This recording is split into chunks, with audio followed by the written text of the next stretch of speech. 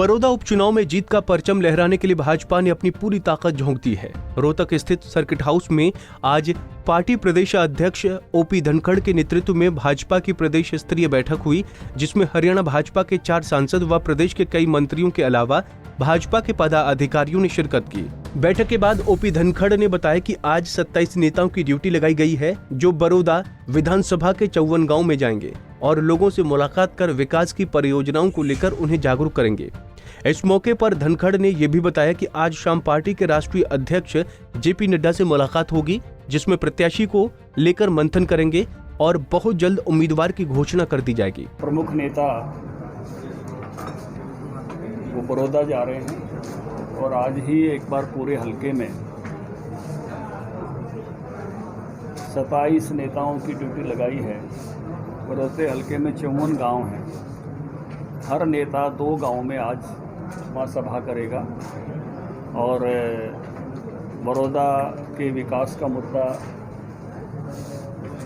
बड़ौदा कैसे आगे बढ़े, राजनीतिक परिदृश्य, उस सारे पर आज लोगों के बीच में जाके चर्चा करने वाले हैं कि किस तरह से बड़ौदे के विकास का जो भविष्य का ब्लूप्रिंट है, कैसे बड़ौदा आगे बढ़ेगा। 4 वर्षों तक खजाने की चाबी जो बीजेपी के पास है, क्योंकि बाकी दलों के पास केवल वाणी सेवा है, 4 वर्षों तक कोई विकास के काम वो करा नहीं सकते। तो उस नाते से, उस विमर्श के लिए, उस संवाद के लिए, गपशप के लिए, बातचीत के लिए आज हमने 27 बड़े नेताओं की ड्यूटी लगाई है, जो 54 के 54 गाँव को आज के दिन ही कवर करेंगे। आज शाम को मैं मुख्यमंत्री जी ने राष्ट्रीय अध्यक्ष जी का समय मांगा हुआ है, बड़ौदा की टिकट को लेकर ही मांगा हुआ है। जो उनसे हमारी मुलाकात होगी, उस मुलाकात के बाद ये जो टिकट वितरण वाला विषय है ये आगे बढ़ जाएगा। और हमने अपने सलाह मशवरे के लिए भी जेपी दलाल जी को, वहाँ के सांसद रमेश कौशिक जी को, हमारे जिला अध्यक्ष मोहन लाल कौशिक जी को और संजय जी जो वहाँ के प्रभारी हैं उनको, इन सबको भी हमने आज शाम को दिल्ली तलब किया है कि आप लोग भी हमारे सलाह मशवरे के लिए वहाँ उपस्थित रहें। तो उस नाते से मुझे लगता है कि आज इस विषय पर हम काफ़ी आगे बढ़ जाएंगे। धनखड़ साहब, एक चर्चा ये आई थी कि ये कहा जा रहा था कि गठबंधन चुनाव लड़ेगा लेकिन भारतीय जनता पार्टी के सिंबल पे होगा, तो क्या ये उम्मीद है कि कोई जेजेपी का कार्यकर्ता भी भारतीय जनता पार्टी के सिंबल पे चुनाव लड़ सकता है? अच्छा, इसी से जुड़ा हुआ है कि डॉक्टर केसी बांगड़ का नाम आ रहा है कि वो बीजेपी में शामिल हो रहा है, बीजेपी में टिकट नहीं। उधर इस मौके पर केसी बांगड़ के भाजपा में शामिल होने की चर्चाओं पर भी ओपी धनखड़ ने प्रतिक्रिया दी। साथ ही साथ कृषि कानूनों में एमएसपी गारंटी देने की मांग पर भी अपनी 2 टूक राय रखी। केसी बांगड़ के शामिल होने की अटकलें हैं, क्या वाकई में वो ज्वाइन कर रहे हैं भाजपा के अंदर? नहीं, मेरे पास अभी जो आप जानकारी दे रहे हैं, मेरे पास अभी ये जानकारी नहीं है। क्या अध्यक्ष जी योगेश्वर 10 से भी बड़ा कद है किसी और का? क्या पार्टी के लिए आघात नहीं होगा ये?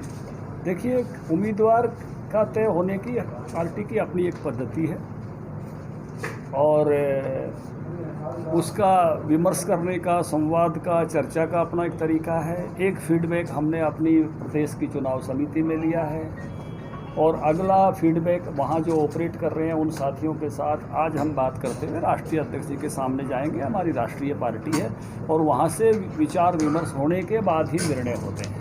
मुझे लगता है कि आपके माध्यम से किसान भाइयों को ये बात बहुत ही स्पष्टता के साथ जाननी चाहिए। मैं आपके सामने ये बात साझा कर रहा हूँ और इसको आप अच्छे से दिखाना। अभी हम बाजरा खरीद रहे हैं, बाजरे का भाव 2150 रुपये सरकारी खरीद हो रही है। जब ये बाजरे की खरीद बंद हो जाएगी तो बाजरे का भाव ऊपर भी जा सकता है और नीचे भी आ सकता है। और कुछ किसान ये सोच कर रख सकते हैं कि भाई शायद बाद में महंगा हो जाए, हम अपने घर में रख ले रहे हैं। लेकिन बाजरा सरकार इसलिए खरीद रही है कि किसान को कम भाव है तो उससे ज़्यादा भाव मिलते हुए उसकी आमदनी बढ़े। 600-700 रुपये का गैप है तो उसकी जेब में वो पैसे जाएं। लेकिन जब हम बाजरा वापस बेचेंगे तो बाजरे की मार्केट डाउन आ जाएगी और उस समय जब बाजार में बाजरा सस्ता है तो किसी निजी व्यापारी को आप विवश नहीं कर सकते कि बाजार की बजाय वो किसान का बाजरा खरीदे। 2150 के भाव में। वो कहेगा भाई मंडी में अगर मुझे 1200 मिल रहा है, मंडी में अगर मुझे 1500 मिल रहा है, तो मैं 2150 में क्यों लेऊंगा आपका? यही सरसों पर बनेगी। तो इसके कारण से यह बात कहने में मुझे भी बहुत सुंदर लगती है, लेकिन जब हम देखते हैं कि इसके हालात क्या बनेंगे, तो उसमें से ये बात लिखने के बाद अगर किसी के घर उसी ने सरसों रख ली, किसी के घर किसी ने बाजरा रख लिया, तो सरकारी खरीद होने के बाद अगर ट्रेड डाउन आए तो उसको खरीदार ही अवेलेबल नहीं होगा। बता दें कि बड़ौदा उपचुनाव में भाजपा लगातार कांग्रेस पर बड़ौदा में विकास कार्य न करवाने का दम भर रही है, जबकि कांग्रेस सहित अन्य विपक्षी दल कृषि कानूनों को लेकर भाजपा को किसान विरोधी करार देते हुए घेरने में जुटे हैं। हालांकि बड़ौदा विधानसभा में चुनावी माहौल आगे जाकर कैसे बनते बिगड़ते हैं ये तो बात की बात है, लेकिन फिलहाल तो भाजपा के लिए बड़ौदा उपचुनाव में जीत हासिल करना इतना आसान नहीं दिख रहा। रोहतक से दीपक भारद्वाज, पंजाब केसरी टीवी।